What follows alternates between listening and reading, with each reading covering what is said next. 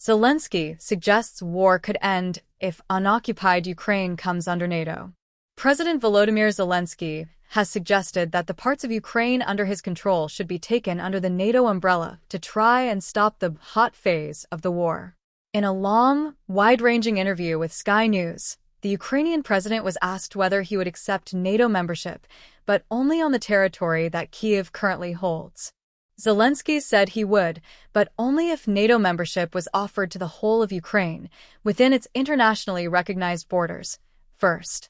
Ukraine could then attempt to negotiate the return of territory currently under Russian control in a diplomatic way, he said. But the suggestion is highly theoretical. As Zelensky pointed out, no one has yet made such an offer. Whether NATO would ever consider such a move is highly doubtful. Ukraine has never considered such a proposal because no one has officially offered it to us, Zelensky said. NATO would need to offer membership to the whole country, including those parts currently under Russian control, he said.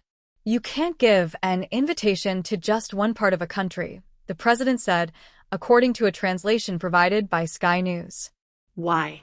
Because thus, you would recognize that Ukraine is only that territory of Ukraine, and the other one is Russia. Lots of people were proposing ceasefires, he said, but without a mechanism to prevent Russia from attacking again, ceasefires were simply too dangerous. Only NATO membership, he said, could offer that kind of guarantee. The Ukrainian president has already said that he thinks the war could end in the coming year if Ukraine's allies show sufficient resolve. Reports suggest the discussion of the so-called West German model, NATO membership offered to a divided country, has been going on in Western circles for more than a year. But no formal proposals have yet been made. While on the campaign trail, U.S. President-elect Trump vowed to end the war within 24 hours. Those around him, like Vice President-elect J.D. Vance, have signaled that will mean compromises for Ukraine, likely in the form of giving up territory in the Donbass and Crimea. Ukrainian President Volodymyr Zelensky has said himself Kyiv would like to end the war through diplomatic means in 2025. Russia annexed the Crimean Peninsula in 2014. 8 years later, it launched a full-scale invasion of Ukraine and has occupied territory in the country's east.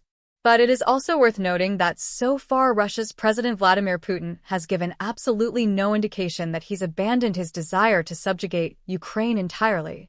The idea that he would be willing to allow any part of Ukraine to join NATO is, for now, unthinkable. All the indications so far suggest that any involvement of NATO is a complete non-starter. On Thursday, Moscow mounted its second mass attack on Ukraine's energy infrastructure in less than 2 weeks. Russian President Vladimir Putin called it a response to continued attacks using U.S.-supplied ATACMS missiles on Russian soil.